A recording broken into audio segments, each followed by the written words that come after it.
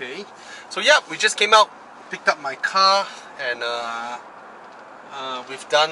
we've changed the transmission oil. We have changed the axle oil. We have changed the aircon compressor oil. So we've changed those oil, and yeah, this car has been absolutely reliable, comfortable, damn nice to drive, spacious, and with a road tax that is not expensive. You know, 3 litre. So actually, last round when I was thinking through, right, I was thinking what to replace as a cabriolet if I were to sell this, right? What can replace this on a daily usable cabriolet with a family kind of usage, So when you think about it, right, that time, okay, let's say a 911 cabriolet, very rare, but the rear seats they're not seats, right? It's just for you to put handbags. Not even kids can fit back there. So for me, out. Mercedes S-Class Cabrio, wow, very luxurious, very nice, but come on, man, it's like a 5 litre V8 or something. The updated, 5.5 litre V8. Then the updated one is 4 litre V8. Road tax will be crazy expensive and all that, right? And Mercedes any S Mercedes will never be as reliable as this, alright? They will have all sorts of little problem, non-stop. This one guaranteed, guaranteed. So then what else? A 4 Series Cabrio is somewhat a downgrade from this because it's smaller, right? Doesn't look as so yeah, having thought through all that, of course I love the MX-5, but it's still a 2-seater and I'm too fat to be. MX-5 is for people like her, you know, small size, pretty, you know. But we look alike.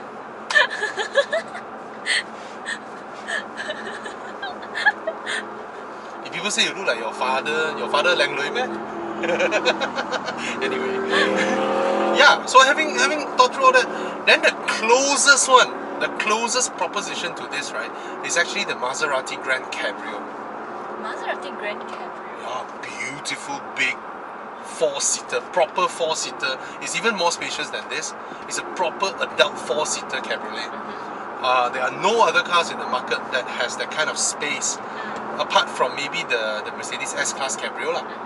But again, the Maserati Grand Cabrio has everything in the package, you know, even the sound and all that, but it's a 4.7 litre engine. 4.7 litre V8. You know, but it's damn nice, the sound and all that. So at the end, this is like the perfect package. Maybe the closest one to this now is the E-Class Cabrio. The one that Dylan bought. Yes. You know, proper 4 adult seater cabrio, beautiful. But for me, it doesn't have a footrest. That is again my problem with that. For some people it's the small deal, but for me it's a big deal because when you do hard driving, left leg and your back, you want to pin yourself, you can't. Yeah. And you really feel it. I felt it during the Hong Song. Right? Yes. Right? Your legs will slip underneath the brake pedal. It just doesn't feel right. Yes. You don't have the support. Yes. And you really don't feel it unless you really drive it. hard. Yes, you drive hard. Daily driving, no problem. Fine, No problem. So, oh well, I still love this car. No, really, it's a 9-year-old car. It's so low maintenance, so touch wood, got wood, luckily. Buy a car with wood, right? Yeah. So just now you were asking, Yes. how can an engine jibba-boom? Yeah, just... So it's not literally jibba-boom, okay? Jibba-boom, the only thing that can cause an engine to jibba-boom like that is hydrolocking. Hydrolocking means water goes into your engine and then stuff up into one cylinder. Okay. And then other cylinders are still pressing on it, and then it bends the con rod, or the con rod detached from the piston, boom, right? Or you freaking NOS your engine, you know, do some crazy shit. It just went beyond its threshold. What's the threshold? So an engine block inside its own mechanical components, right? So from the part where we need to explode, we need to do a mini explosion to burn the petrol. The explosion will push the piston down, piston connecting to the con rod, right? The con rod will do that, and the con rod connecting to your crankshaft, your crankshaft like that, turn, right? Like that, right? Yeah. So, can I do this in front of the camera? Weird, so, that's a weird hand gesture. Someone GIF file out of it. It's like, what the fuck is Bobby doing? HP lah, don't need to fight. Yeah. All the weird things that you see from us is all done by HP one.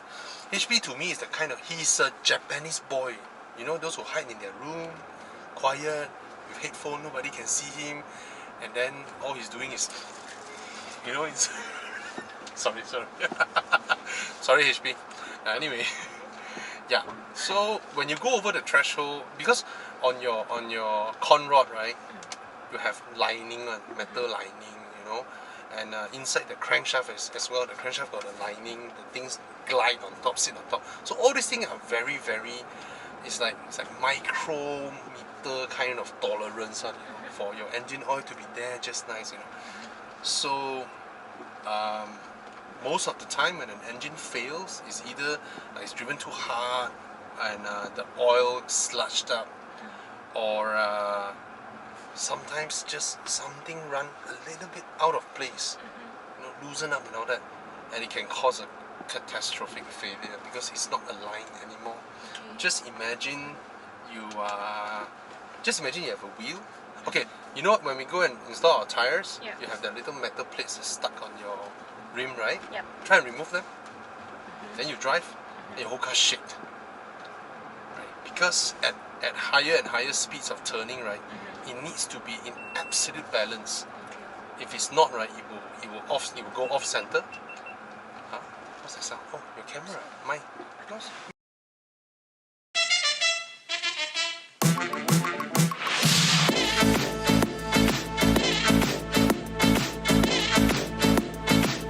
Too much for me. What'll I do? What'll I do? What'll I do?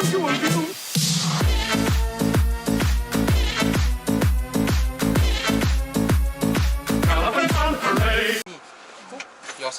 Anyway. Oh, okay. Oh, it's my stupid camera. Yeah. It accidentally turned on, and I think it has been recording. You touch.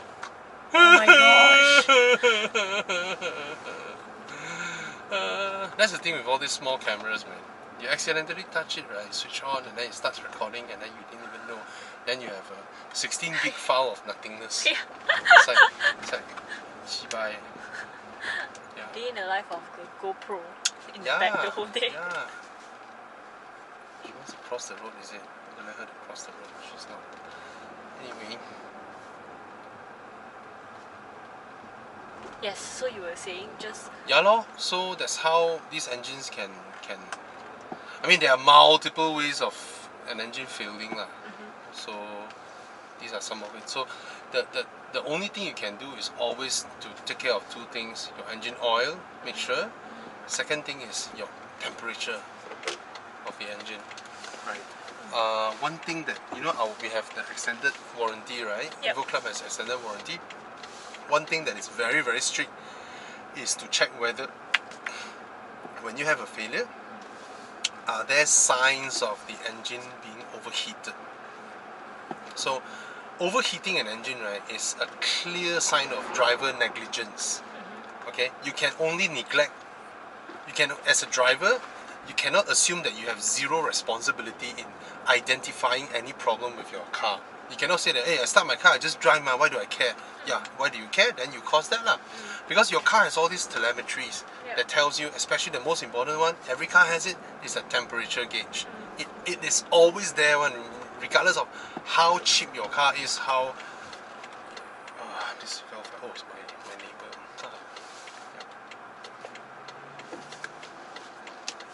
Okay. That's the guy who owns the SLS. SLS ma, of course. Go.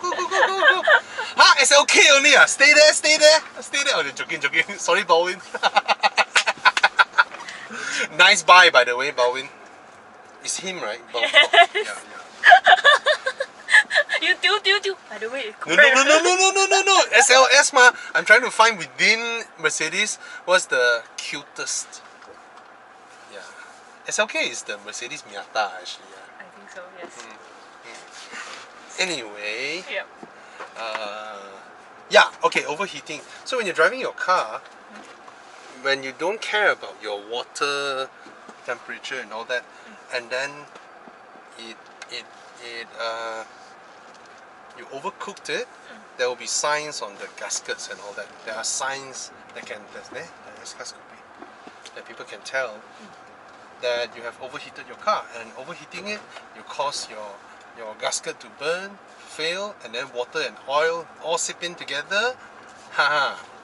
That one, you don't get your warranty honored, because you as a driver should immediately stop your car when you detect a rise in temperature, and then check whether your water levels are still okay or not. That's the most basic thing any driver should do, instead of just keep on driving it until it jibba-boom. Anyway, it's too dark to continue the video. Here's some ASMR.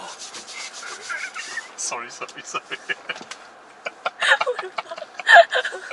You know that Korean video? Have you watched it? That lady? Which one? There's a Korean ASMR video that is like, it's very high quality recording. Then this sexy girl does nothing, but she erotically runs her fingers across the car in macro shots, and then you hear the sound. You know I got comments like that before, and I Like want what? you to slowly glide your hand across the car. Then you take peanut butter. Okay. Yeah, got so high like this. Yeah. Yeah. So really, she sit in the car, got lighting and all that lah. Lighting. Then she does things like, see, these are things that only fucking woman can do. Men cannot do. Imagine a guy do a video and then If like, it's fucking hot. and then he does this and You then never girls will. And he runs. So his you're saying finger. guys will No lah, it's the pervert guys lah who like, you know, and then they record sounds like, okay, they need to off the aircon to do ASMR. I look fucking creepy. I think my car will freak out. Then you go like this.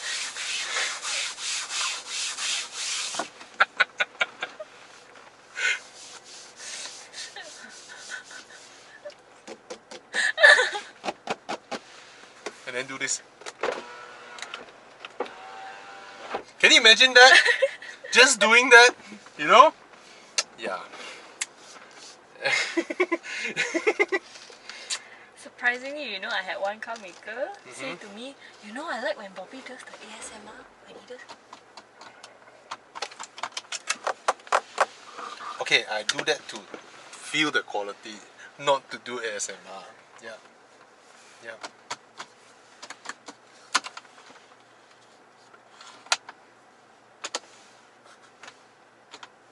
Oh, stuck on a cable. Oh. Yep. Thanks for watching. See you. And Bing's channel is under my description. You can see our entire team. Do subscribe to everybody, because we all make different kinds of content. Alright? Cheers.